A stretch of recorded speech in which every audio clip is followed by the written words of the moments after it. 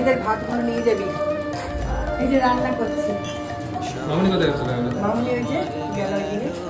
পুজো হয়ে গেছে? হচ্ছে এখন।